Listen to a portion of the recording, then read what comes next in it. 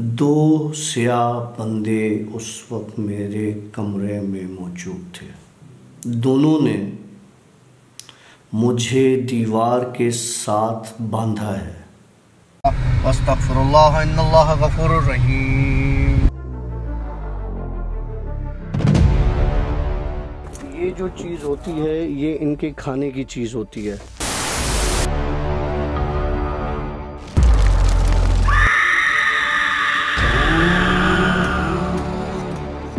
Alright friends, welcome to yet another The Bhoot Show। और The Bhoot Show की एक और सनसनीखेज स्टोरी के साथ मैं हूँ आशी। हमारे साथ मौजूद है डॉक्टर काशिफ। कैसे हालत है? देख ताकत आ गई घर में। देख मैं इतना काम कर रहा हूँ आजकल, इतना काम कर रहा हूँ। दो जगह काम कर रहा है ना, व्लॉग्स भी कर रहा है, बिजनेस भी कर रहा है। 3 जगह हो गया, 2 बिजनेस हो गए ना। हाँ, कैसे हैं आप लोग? सब ठीक ठाक उम्मीद करता हूँ। लेकिन क्या है कि मेरे लिए दुआ करें, अल्लाह मुझे इतनी ताकत दे कि मैं सारी चीज़ें अच्छे तरीके से मैनेज कर सकूँ। अल्लाह इज़्ज़त बरकरार रखे, अल्लाह मोहब्बतें दे। डॉक्टर क्या सुनाने जा रहा है आज? छोटी छोटी स्टोरीज, नन्ही से। मैं था एक न्यूक्लियर प्लांट पर, और न्यूक्लियर प्लांट जो है वो लगता है समंदर के किनारे एक जगह पर। मैं वो एग्जैक्ट लोकेशन नहीं बता सकता।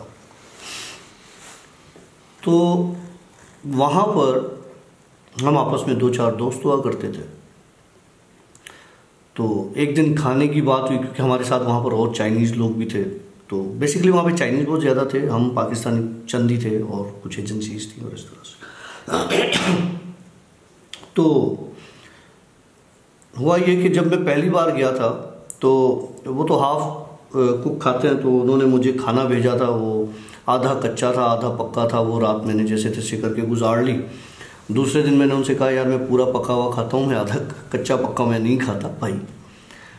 तो एक दिन हम बैठे हुए थे आपस में 4-5 दोस्त, तो हम खाने पीने पर ही डिस्कस कर रहे थे कि यार जो है ना वो मछली खाने का मूड हो रहा है या प्रॉन्स खाने का, सी फूड का मूड हो रहा था बेसिकली। मुझे सी फूड सख्ती से मना है, मैं नहीं खाता, तुझे पता है। मतलब सी फूड के करीब भी नहीं जाता।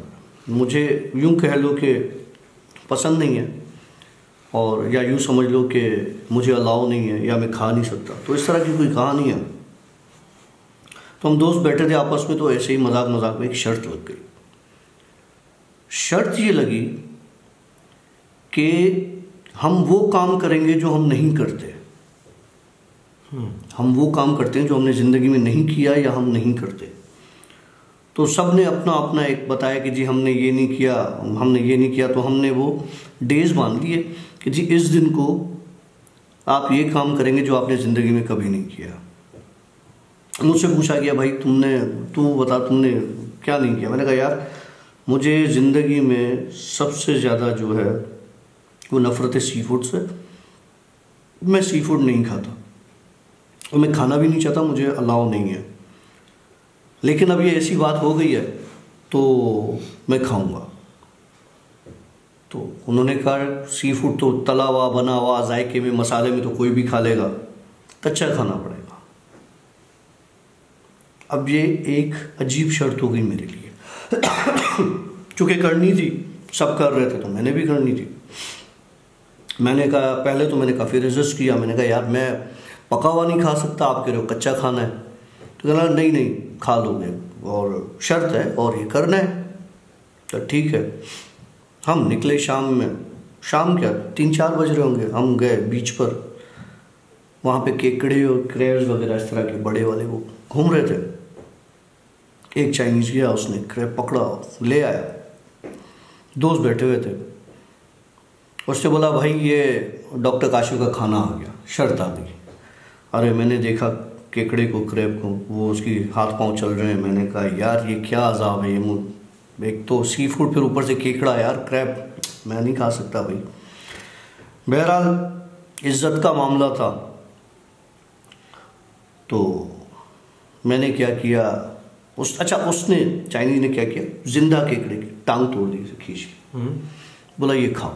अरे मैंने कहा, यार ये कैसे खा सकता हूँ। बहरहाल मैंने उठाई और खाना शुरू कर दिया। लिटरली मैं जब खा रहा था, मुझे एक हीक होती है ना सी फूड की, वो मुझे नहीं आ रही थी। मुझे उसका कड़वापन महसूस नहीं हो रहा था, मुझे उसका कच्चापन महसूस नहीं हो रहा था, मुझे वो स्मेल जो आती है उसकी, जो जहाँ पे मैं एक सेकंड नहीं ठहर सकता, वो महसूस नहीं हो रही थी। और मैं मज़े से पूरा क्रैब खा गया, जिंदा बगैर पका हुआ पूरा क्रैब खा गया मैं। अब ये लोग मेरी शक्ल देख रहे हैं कि ये ऐसे हुआ कैसे। मतलब एक बंदा जिसने ज़िंदगी में कभी फिश नहीं खाई, ठीक है, सी फूड से नफरत है। हाँ। और नफरत क्यों है कि उसको मना किया गया इस चीज़ को खाने से, और वो खा ली मैंने, और ऐसे खा रहा है, और वो भी कच्चा, कि इसके चेहरे पे कोई एक्सप्रेशन ही नहीं है, और खाए जा रहा है। उन्होंने बोला तुमने झूठ बोला है हमारे साथ। झूठ कैसे बोला है? कि तू सी फूड खाता है, तुझे जायका लगा हुआ है, और तूने इसीलिए झूठ बोला है हमारे साथ। अब मैं उनको क्या बताऊं कि उस वक्त सी फूड मैं तो खा ही नहीं रहा था। जैसे उस दिन आशी के पास 16, 17, 18, जितनी मुझे तो याद भी नहीं, इसको पता होगा, चपातियाँ खा ली, तो मैंने तो नहीं खाई होंगी। एक आम इंसान तो 16 चपातियाँ नहीं खा सकता। तो वो केकड़ा भी याद है ना तुझे? याद है ना? अच्छा। तो वो क्रैब भी मुझे नहीं लगता केकड़ा मैंने खाया होगा। बहरहाल मुझे तो नहीं पता, मैंने खा लिया, मुझे फील नहीं हुआ, मैं खाता गया, मैंने खा लिया, खा तो लिया, शर्त भी पूरी हो गई, जुर्माना देना पड़ गया मुझे।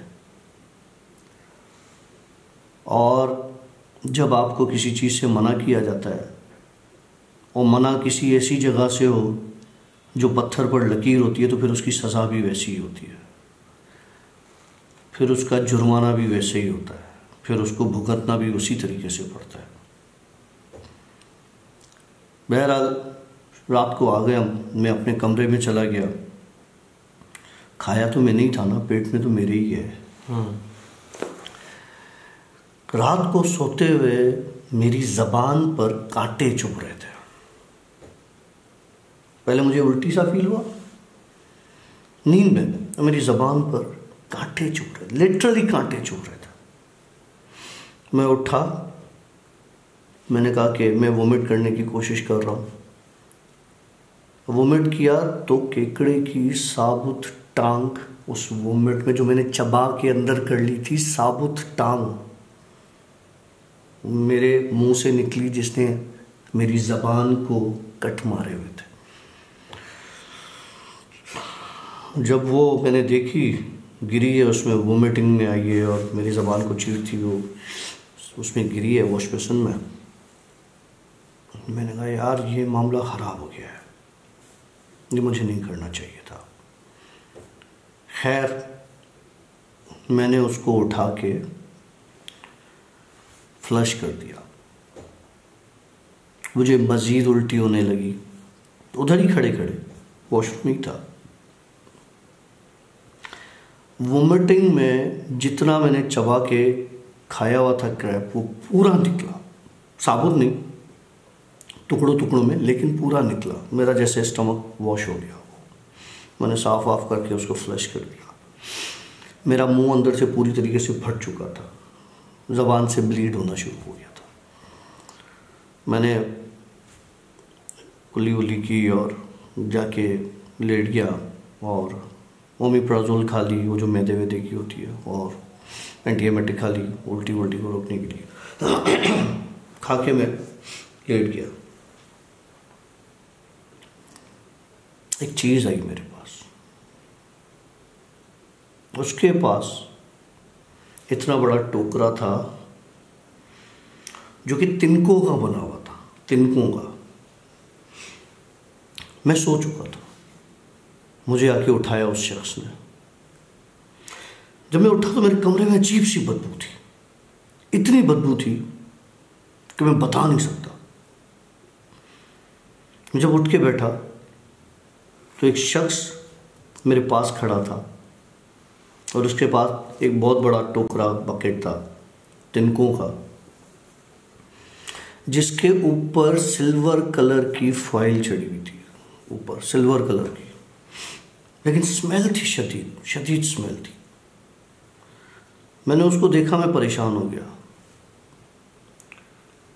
उसने टोकरे के ऊपर से फॉइल हटाई तो अंदर छोटी छोटी मछलियाँ, कच्ची, जैसे वो होती है गंदी मछलियाँ होती हैं जो,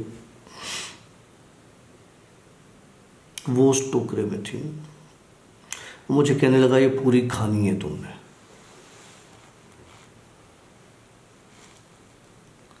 दो रास्ते हैं, या तो ये खा लो पूरी टोकरी, यार पूरी टोकरी कोई होगी 10-12 किलो की, या तो ये खा लो या तो तैयार हो जाओ, जो तुम्हारे साथ होगा वो होगा, क्योंकि नमूना तुम देख चुके हो, फिल्म अब शुरू होगी। अब मैं 10-12 किलो मछली, मैं एक क्रैब, वो भी जो मैंने नहीं खाया था, वो एक गलती हो गई, ठीक है, उसकी सज़ा 10-12 किलो मछली, छोटी वाली, वो जो बड़ी मछलियाँ जिनको खाती हैं और जो अक्सर नहीं किनारों पे पड़ी हुई होती हैं इस तरह से, मैं तो नहीं खा सकता, खानी पड़ेंगी। मैंने कहा नहीं, मैं ये नहीं खाऊंगा, और जो दूसरा रास्ता है अगर वो तुम्हें करना है तो कर लो भाई। ये कहना था मेरा, वो बंदा गायब हो गया। मैंने कहा शुक्र, ये ऐसे ही धोखा दे रहा था भाई, थ्रेट था, कुछ नहीं था। 2 स्याह बंदे उस वक्त मेरे कमरे में मौजूद थे। उसके जाने से पहले? जाने के बाद। बाद आए? दोनों ने मुझे दीवार के साथ बांधा है। तो यकीन कर सकता है, बांधने से मुराद ये है कि मुझे नहीं पता, मैं यूं दीवार के साथ चिपका हुआ था, और क्रैब के जो वो होते हैं ना दांत, वो मेरे बॉडी पर बाइट कर रहे थे। लिटरली मेरी बॉडी पर खून निकल रहा था उससे, और जिस्म का कोई हिस्सा नहीं था। मैं आपको वो, अब आप कहोगे कि यार ऐसा कैसे हो सकता है, तो मैं आपको आपकी बात करवाऊंगा फिर किसी के साथ इस मामले पर।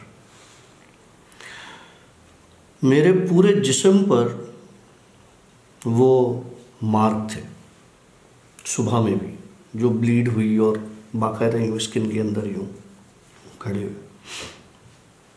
सिर्फ ये नहीं था,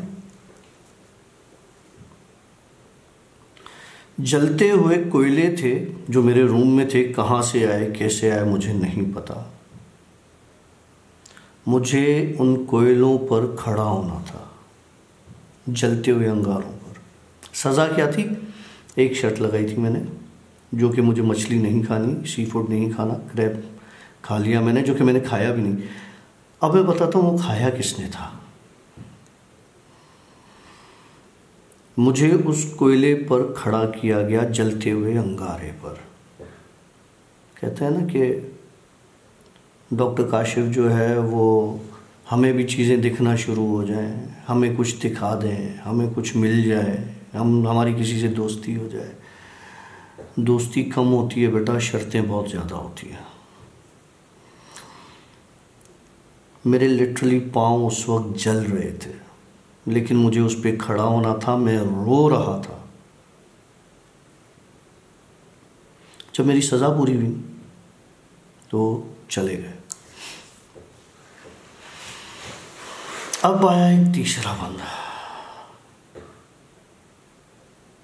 बहुत पॉजिटिव, आके कहने लगा कि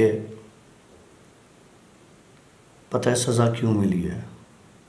सज़ा केकड़ा खाने पे नहीं मिली, सज़ा सी फूड खाने पे नहीं मिली,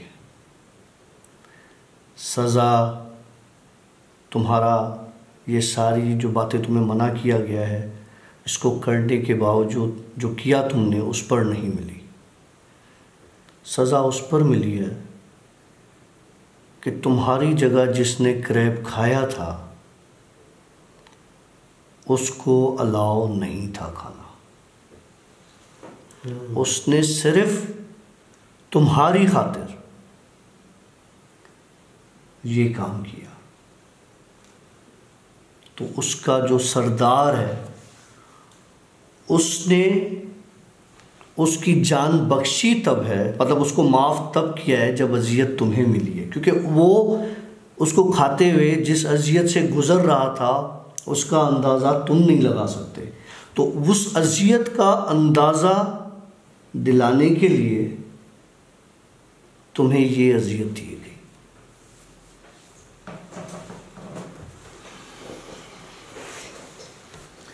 मतलब डॉक्टर साहब के साथ कुछ है। दूसरे दिन जब ये सारी चीज़ें हो गई तो मेरे पास रूम में, गाड़ी में, ऑफिस में मेरे पास सामान मेडिकल का सारा पड़ा होता है। फर्स्ट एड किट पड़ी होती है, हर चीज़ पड़ी होती है।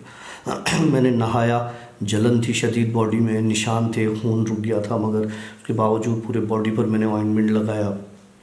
शर्ट पहने जैसा नहीं हो रहा था, बहुत तकलीफ़ हो रही थी। दूसरे दिन अपने एक दोस्त को मैंने कॉल की, वो वहाँ पर मेडिकल सेंटर में हुआ करता था।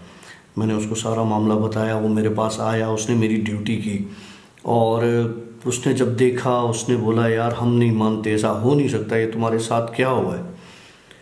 मैंने 1 हफ्ते की छुट्टी ली थी। उसके बाद जब मैंने छुट्टी ली 1 हफ्ते की और मैं जब उस जगह से निकला और अपने घर की तरफ जा रहा था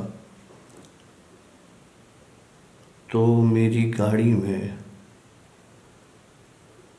क्रैब्स थे, जिंदा चलते हुए, जो कि मैं घर आया हूँ और गाड़ी में जब मैं गाड़ी से उतरा हूँ तो सब गायब हो गए। भैया आसान नहीं होता ये सब कुछ इस तरह से। कभी कभी इंसान कहता है कि यार ये नॉर्मल है तो भाई मुझे एबनॉर्मल ही रहने दो, मैं नॉर्मल नहीं बनना चाहता, और अगर एबनॉर्मल है तो भाई मुझे अल्लाह करे नॉर्मल हो जाऊँ। ये इस तरह से ये ज़िंदगी बड़ी गंदी होती है, बहुत गंदी होती है ये ज़िंदगी। खुदा के वास्ते ऐसी ख्वाहिशें नहीं पाला करो, ऐसी फरमाइशें नहीं किया करो जो बाद में तुम लोगों के गले पड़े। आपको पता नहीं होता कि कहाँ पे कौन सी चीज़ आपकी बात सुन रही है, आप नहीं देख सकते। आपके पास आके अगर वो आपके साथ लग गई बड़ा मसला हो जाएगा। क्योंकि देखो करीन हर इंसान का है, हर इंसान के साथ है। जैसे आशी मेरा दोस्त है, मेरे साथ है, तो जो आशी का दोस्त होगा या आशी का जो जानने वाला होगा और वो मुझसे अगर अट्रैक्ट हो रहा होगा तो मेरा भी दोस्त बन जाएगा। अगर मैं आशी का करीन हूँ तो जो मेरे सर्कल का जो और जिन है या कोई भी है, अगर वो मेरे करीब है तो इसके करीब हो जाएगा। तो ऐसी फरमाइशें नहीं किया करो कि कोई तीसरी मखलूक आपके पास आ जाए। इंसान जिस हाल में है खुश रहे। ये नाशुक्री है कि मुझे ये चाहिए, मुझे वो चाहिए, फिर हसद है, बहुत सारी चीज़ें। खुश रहें, लाइफ को मस्त जिएं, अपने बच्चों का, अपने फैमिली मेम्बर्स का बहुत ज़्यादा ख्याल रखें। यही हमारी ड्यूटी है, दैट्स इट। और ये बाकी की जो ख्वाहिशात हैं वो फजूल है। इन चीज़ों पर ज़्यादा फोकस ना रहें। जिनके ऊपर ये तकलीफ़ें हैं उनसे पूछें। यहाँ पर मेरे ख्याल से हमारी स्टोरी एंड हुई जाती है और इंशाल्लाह मिलेंगे अब आपसे एक नए व्लॉग में, एक नए पॉडकास्ट के साथ। हमारी तरफ से सिया बाय अस्तगफिरुल्लाह इन्नल्लाह गफूरुर रहीम। ये जो चीज़ होती है ये इनके खाने की चीज़ होती है।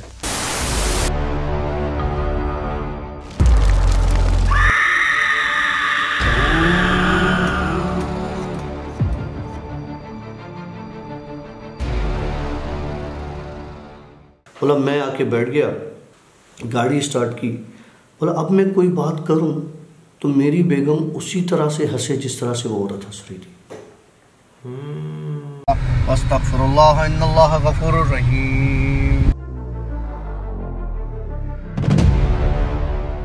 ये जो चीज़ होती है ये इनके खाने की चीज़ होती है।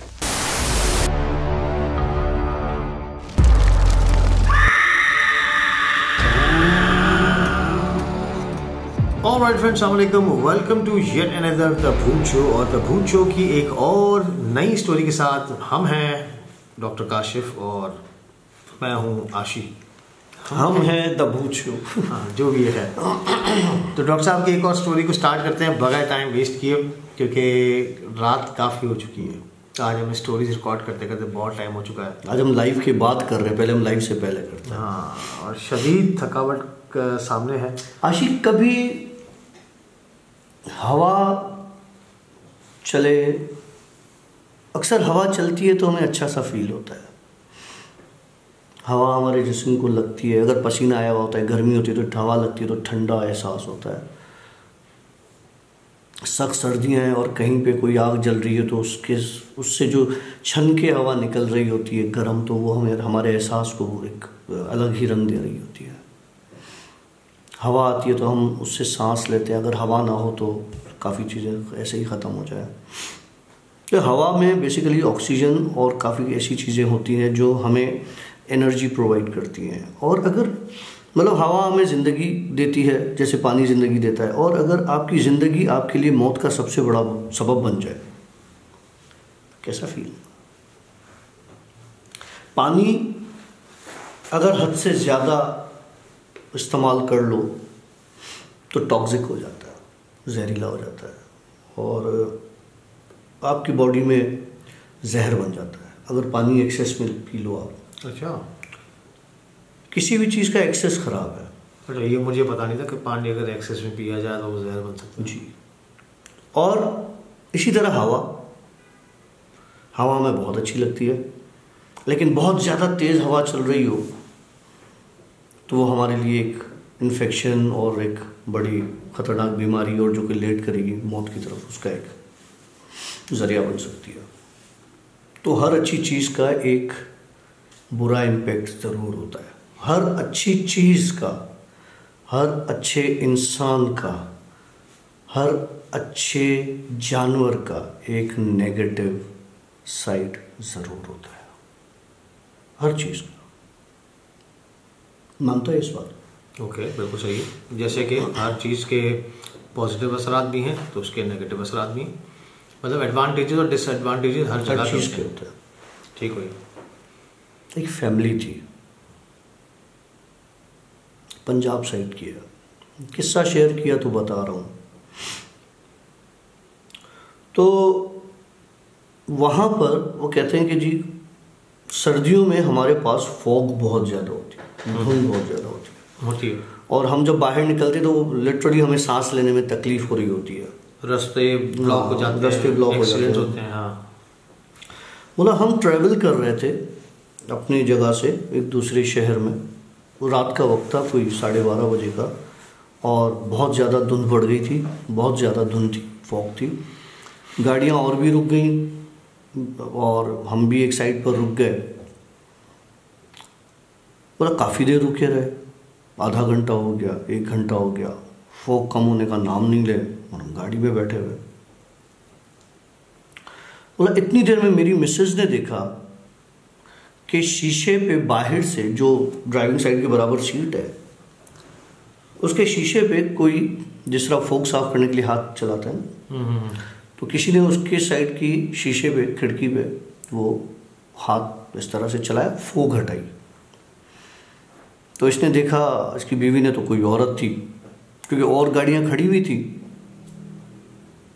तो उन्होंने समझा कि किसी गाड़ी से कोई निकल के आया है, कोई हेल्प चाहिए या कुछ चाहिए, कोई पानी वानी भी, कुछ भी हो सकता है। तो उन्होंने शीशा नीचे किया।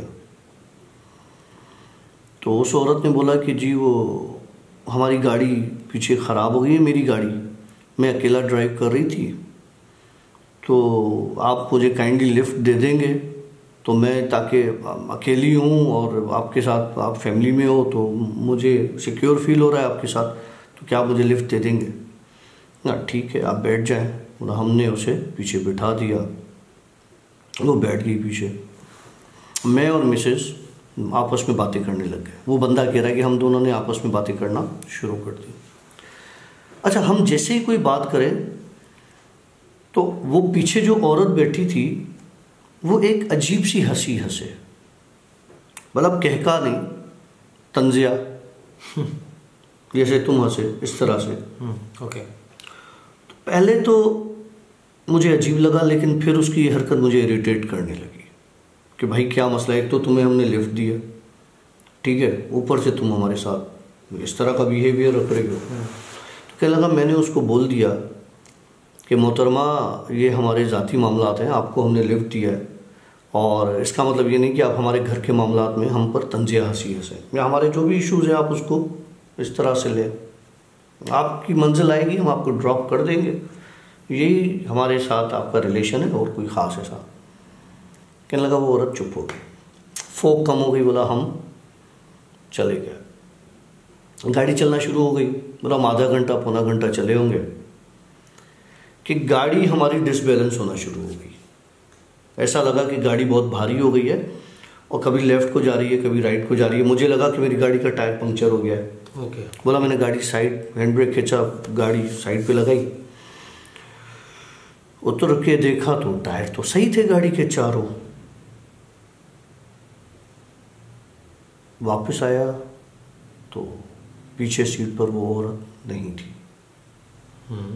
ठीक है, बेगम से बोला कि मैं उतरा हूँ तो वो क्या, ये औरत कहाँ उतर गई? तो कहने लगी कि औरत कब उतरी? पीछे मुड़ के देखा तो कोई था ही नहीं। कहने लगा, मुझे तो दरवाज़ा खोलने की आवाज़ नहीं आई, ये कब उतर गई? उनको ये लगा कि वो उतर गई, लेकिन शायद बीवी ने कहा कि मैं थकी हुई थी, मेरी आंख हो सकता है लग गई हो और इस तरह से हो, लेकिन उतर के गई कहाँ होगी, क्योंकि वो तो पूरा सन्नाटा था, पूरा रोड खाली था। मतलब उसकी बीवी को ये पता था कि औरत को लिफ्ट दी थी? हाँ हाँ, अच्छा, साथ ही दी थी। उसको ये नहीं पता चला कि वो किस वक्त? हाँ ठीक है।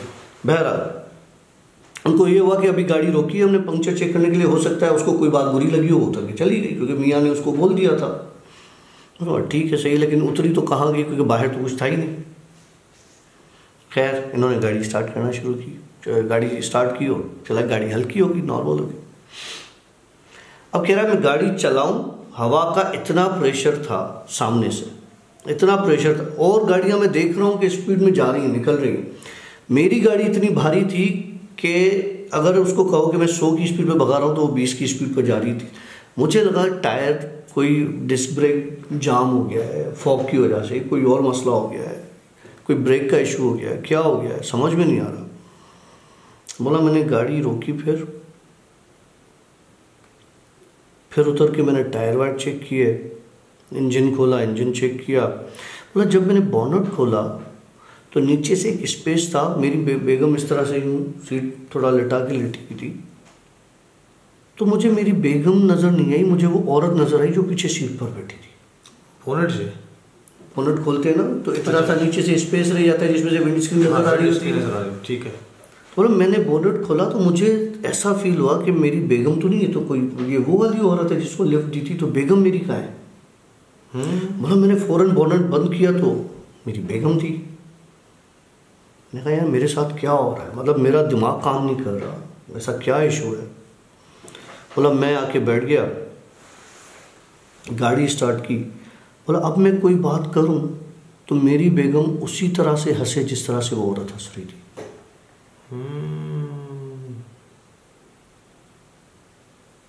ओके। बोला अब मुझे डाउट होने लगा कि ये कुछ सीन गलत है। बोला अब मैंने आयतें पढ़ना शुरू की और मैंने कहा जैसे तैसे करके मैं घर पहुंचूं फिर देखी जाएगी इस चीज़ को। बोला मैं कोई बात नहीं की, आयतें पढ़ता रहा, बेगम मेरी सो गई। घर आ गए तो रात को मैं देखूं मेरी बेगम बैल्कनी में, हमारे पास वो घर है उनका, तो बता रहा था बैल्कनी है, सीमेंट के उस पर ब्लॉक्स लगे हुए हैं और वो सेकंड फ्लोर पर रहते हैं। बैल्कनी में उसकी बेगम नंगे पाँव उस सीमेंट के ब्लॉक पर जो गोल इतना सा बना हुआ है उस पर पाँव रख के और हाथ खोल के खड़ी हुई है। Titanic pose. Titanic pose. बोला ये क्या सीन है यार, ये सुसाइड कर रही है क्या? बोला मैं भागता हुआ गया, मैंने उसका हाथ पकड़ा, नीचे उतारा तो मुझे ऐसा फील हुआ कि कोई था ही नहीं। कोई नहीं था तो बेगम कहाँ है? बोला पलट के देखा तो बेगम वॉशरूम से निकल रही थी। तो बेगम ने बोला क्या कर रहे हो? बोला तू कहाँ थी? कहने लगी मैं वॉशरूम थी। तुम कहाँ थे? बोला मैं तो बाहर वॉशरूम में, तुम तो सोई हुई थी, जब वापस आए तो तुम तो उधर थी। बोला नहीं, मैं तो 10 मिनट से अंदर गई हुई थी, मैं तो अभी वॉशरूम से ही। क्या हुआ? बोला कुछ नहीं हुआ। अब इसने बोला अगर मैं इसको बताता हूँ तो फिर ये डर जाएगी। क्या लगा मैं सो गया, अब मैं सोचता रहा, बेगम लेट गई। बोला मैं कब आँख लगी पता नहीं, जब मैं सोया तो मुझे फील हुआ मेरा कोई गला दबा रहा है। बोला जब आंखें खोल के देखी तो वो मेरी बेगम मेरा गला दबा रही थी। मैंने उसका हाथ झटका, कर क्या रही है? तो बेगम कहने लगी कि तूने मुझे बात करने से, हंसने से क्यों मना किया?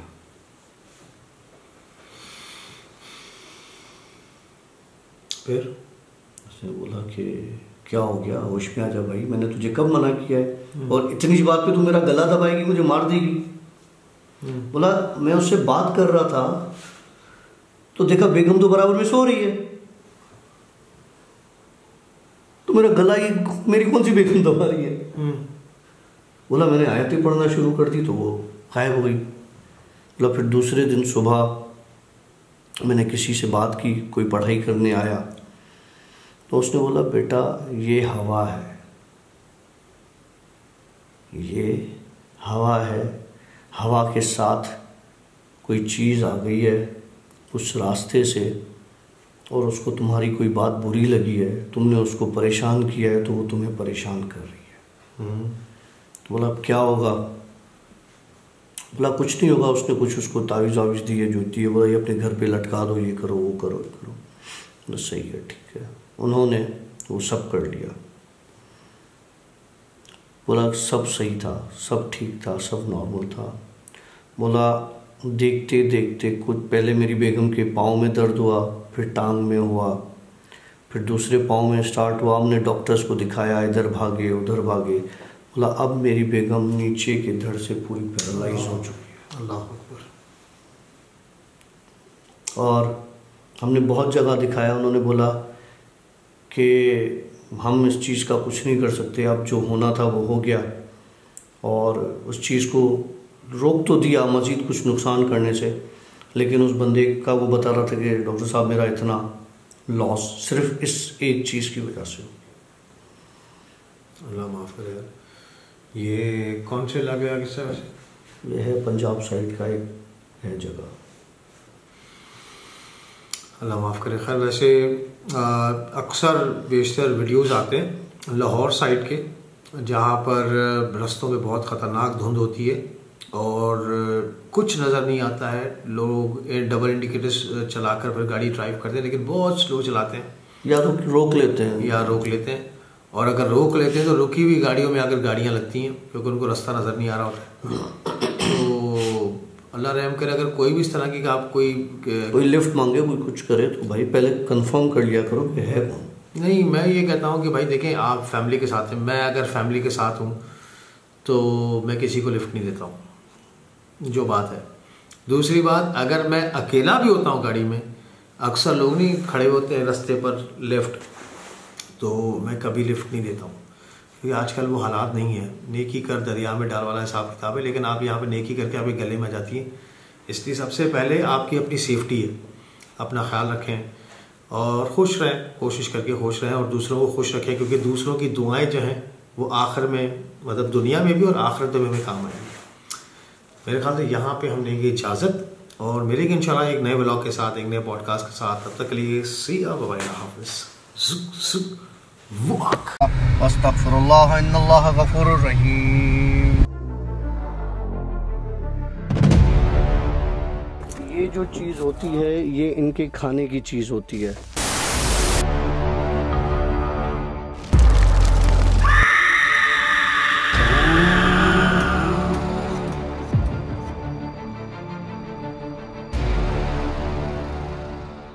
आज तो मुझे बहुत अच्छा डर लग रहा काशिफ।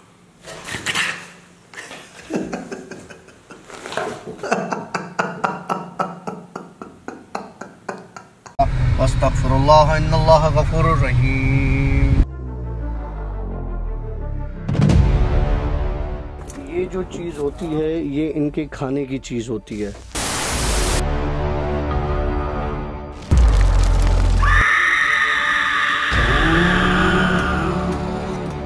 वो कहते हैं कि स्लीप पैरालिसिस, मैंने पहले भी इस पर बात की है, अलकबूस।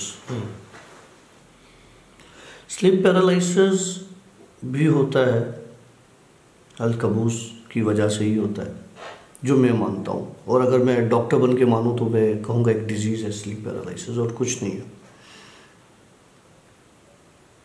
कहते हैं कि मरने के बाद कोई नहीं आता। मरने के बाद कोई नहीं आता, कोई रूह नहीं आती उसकी। ओके। मैं भी यही कहता हूँ, क्योंकि उसके बाद तो उसका करीन ही होता है जो बड़े मज़े से घूम फिर रहा होता है, क्योंकि उसके करीन को पता होता है कि उसके साथ हुआ क्या, मरा कैसे, सब पता होता है उसको, तो उसी का अक्स होता है। अच्छा, करीन को ये भी पता चलता है कि अभी सकरात का टाइम है और इसकी जान कैसे निकाली गई, ये सब पता होता है? सब पता होता है, सब पता होता है। एक किस्सा बताता हूँ हमारे एक दोस्त का। हमारा एक दोस्त था, बहुत अच्छा दोस्त था। उसकी 2-4 बुरी आदतें थी, जो बहुत बुरी आदतें थी। मतलब उसका अपना फेल था, मर गया, अल्लाह उसकी बख्शिश फरमाए। वो शराब पीता था बहुत ज़्यादा और नशे करता था, इस तरह का था। तो अक्सर मेरे साथ बैठता था वो, और मुझे कहता था, यार काशिफ, जब मैं पीता हूँ और ये करता हूँ तो मुझे तेरी तरह चीज़ें नज़र आती हैं। तो मैं उसे कहता था, भाई मुझे तो बग़ैर पिए नज़र आती है, तुझे तो नशे में तो कुछ भी नज़र आ सकता है। तो हंसता था मेरी बातों पर, बोलता यार तू मानता नहीं है, लेकिन मैं तुझे बता रहा हूँ ना कि ऐसा होता है, पीने के बाद मुझे नज़र आती। मैंने कहा पीने के बाद तुझे तो क्या, पीने के बाद अगर गधे को भी पिलाएगा ना तो उसको भी कुछ ना कुछ नज़र आना शुरू ही हो जाएगा। तो बहरहाल हमारी एक बार इस बात पे ना बहस चल रही थी। मुझे चीज़ें नज़र आती हैं। हम बैठे हुए थे एक जगह पे, तो फुल पिया हुआ था, फुल मूड में था। कहने लगा, यार काशिफ, मैं एक बात बताऊं, ये जो तेरे साथ चीज़ है ना, जो मेरे को बड़ा इरिटेट करती है। अब मैं उसकी शक्ल देख रहा हूँ। तो कहने लगा, देख इसकी ये हरकतें जो है ना, जब मैं पिया हुआ होता हूँ उन्हें मुझे बहुत टॉर्चर करती है, बहुत तंग करती है ये, तो इसको मना कर दे, ये नहीं किया करे। जब उसने ये बात बोली ना, मैंने कहा इसको यार नज़र आता है, लेकिन इसलिए नज़र आ रहा है। तो मैंने कहा कि मेरे साथ कोई चीज़ नहीं होती और नहीं कोई चीज़ है। इसने क्या किया, यूँ हाथ बढ़ाया मेरे लेफ्ट शोल्डर की तरफ, और कुछ करके इसने करीब किया, तो मुझे ऐसा फील हुआ मेरी चमड़ी कोई खींच रहा है। हालांकि मुझे टच, तुझे कैसा फील हुआ? मुझे ऐसे करके ना उसने, जब मुझे लगा मेरी यहाँ से कोई स्किन उधेड़ रहा है, वो नहीं उधेड़ के वो अपने पास करीब ला रहा है। मैंने कहा छोड़, कर क्या रहा है? बोला, देख मैंने तुझे टच भी नहीं किया, मैंने तुझे टच भी नहीं किया, और तुझे ऐसा लग रहा है कि मैं तुझे नोच रहा हूँ, क्योंकि मैं तुझे नोच नहीं रहा। तेरी पीठ पे कोई चीज़ है जिसको मैंने अपनी तरफ खींचा है। अब मैं उसकी शक्ल देख रहा हूँ। मैंने कहा ये नशे में है, ज़्यादा नशे में है, कर क्या रहा है? वाकई में उसने जो हरकत की वो मेरे लिए बड़ी अजीब थी।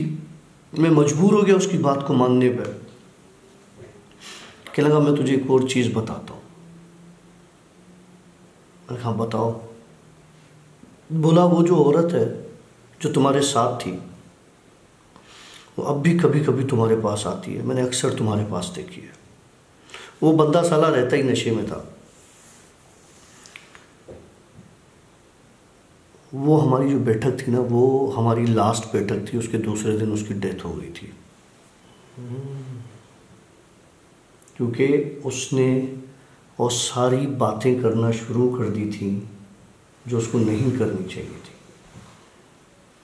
कहने लगा वो औरत अब भी तुम्हारे पास आती है या कभी कभी तुम्हारे साथ होती है, मैंने देखी है, मुझे नहीं पता, मैंने नहीं देखी। मैंने उससे कहा यार अब छोड़ इन बातों को और फजूल के तू इन बातों में पड़ा हुआ है, ऐसा हो नहीं सकता और एक चीज़ नहीं है तो नहीं है, तुम अभी नशे में हो, सो जाओ और आराम करो। बोला यार काशिफ औरत अभी भी है, मुझे कह रही है कि मैं तुम्हें मार दूंगी, तो इसको समझा और मुझे मार के इसको कुछ नहीं मिलेगा। उस औरत को मैं उस वक्त देख सकता था क्योंकि वो औरत उस वक्त उसके पीठ के पास खड़ी उसके कान में बात कर रही थी और उसके पूरे बाल उसके चेहरे पे गिरे हुए थे मेरे दोस्त के। लिटरली वो जब मुझसे बात कर रहा था ना तो वो यूं करके बात कर रहा था, यूं। जब यूं करके बात कर रहा था ना तो वो उसके बाल अपने चेहरे से हटा के मुझसे बात कर रहा था। वो उसके कान में कंटिन्यू कही जा रही थी कि देख ये बात नहीं कर, नहीं तो मैं तुझे मार डालूंगी। फुल नशे में था, उसको कहाँ किसी की सुनाई देती थी या कोई कुछ समझ में था उसके आ रहा या कुछ भी। मैंने उसको बोला यार देख बात ख़त्म कर, अब नहीं, अब बहुत हो गई, अब तुम नशे में बहुत बाहर जा रहे हो, जो है सो है उसको ख़त्म करो, कुछ भी नहीं है, तुम परेशान नहीं हो। कि लगा तेरे जाने की देर है मेरे दोस्त। तो उसके घर पे बैठा हुआ था? हाँ, बोला तेरे जाने की देर है, मुझे ये चीज़ें मार देंगी। मैंने कहा मैं अभी जा रहा हूँ, तू बहुत नशे में, तू आराम कर, हम कल मिलते हैं। बोला ठीक है। मैं चला गया घर, आके अपने मज़े से तो वो जो मेरा ऊपर रूम हुआ करता था जिसमें हमने वो रिकॉर्डिंग उसके जेमिंग के लिए सामान वामान रखा हुआ था, और आके मैं वहाँ सो गया। सुबह मेरे रूम के दरवाजे पे नॉक हुआ क्योंकि घर में कोई होता ही नहीं था मेरे पास, ऐसे ही दोस्त आते जाते थे।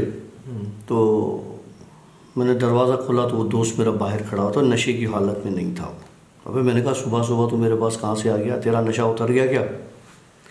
कहने लगा मैं आ रहा हूँ, तू दरवाज़ा को हटाया, मुझे अंदर आके बैठ गया, उससे बातें करने लगा। रात वाली उसने कोई बात नहीं की मुझसे, बस ऐसे यार हाँ सुना तू क्या है, कैसा है और ये वो। मैंने कहा रात तो मिले, तू रात नशे में था, तुझे पता ही नहीं। कहला मुझे सब पता है, मैं इस वक्त नशे में नहीं हूँ लेकिन मुझे रात का सब पता है। मैंने कहा अच्छा क्या पता है? बोला रात ये हुआ था। मैंने कहा हाँ हुआ था, तुझे याद है? तुझे तो नशे में याद ही नहीं रहती चीज़ें। कहने लगा कि मैंने तुझे बोला था ना वो मार देगी, तू नहीं मान रहा था मेरी बात, उसने मुझे मार दिया। मेरा भी यही रिएक्शन था। मैंने कहा तू मेरे सामने बैठा हुआ है। बोला मैं उसका करीन हूँ। अल्लाह ऊपर से मार दिया उसने? बोला वो तुझे बोल बोल के थक गया कि इसको समझा, इसको समझा, इसको समझा, उसने उसको मार दिया, वो मर गया है। मेरी बहुत बुरी हालत हो गई। कि लगा तू जब गया था उसकी गर्दन तोड़ दी। मैंने कहा वो गर्दन जब टूटी होगी उसकी, अब मैं सोच रहा हूँ तो जाहिर सी बात है किसी ने पकड़ के, अगर कोई इंसान तोड़ता है तो पकड़ के ऐसे घुमा के तोड़ता है या गले में रस्सी लगा के, फांसी लगा के, इस तरह से। उसको गिराया गया क्योंकि वो नशे में था। वो वॉशरूम गया है, उसका पाँव स्लिप हुआ है, उसका ये साइड चेहरा लगा है सिंक पर, उसकी गर्दन घूमी है और वो ज़मीन पर गिरा है, वॉशरूम में डेथ हो गई। लेकिन मारा उस औरत ने। आज तो मुझे भी अच्छे डर लग रहा काशिफ।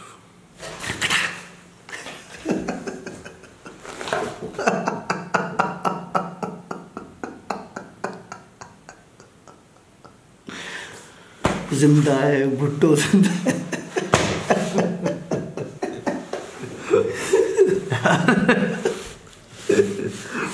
बाजुल भाई लिटरली आज मुझे सेटल लग रहा है। अभी इसने जो रिएक्शन दिया खड़ा करके थोड़ी देर में तो मर गया वाकई में, मेरी बॉडी मेरे कंट्रोल में, यूँ करके बैठा हूँ, शायद मेरे को अल्लाह की तरफ से ऑर्डर है कैसे ही पड़ा रहे। वेल ये थी डॉक्टर काशिफ की एक और स्टोरी। आई होप कि आप लोगों ने स्टोरी को एंजॉय किया होगा। हम आपसे लेंगे आज जल्दी इजाज़त, क्योंकि बहुत लेट हो चुका है।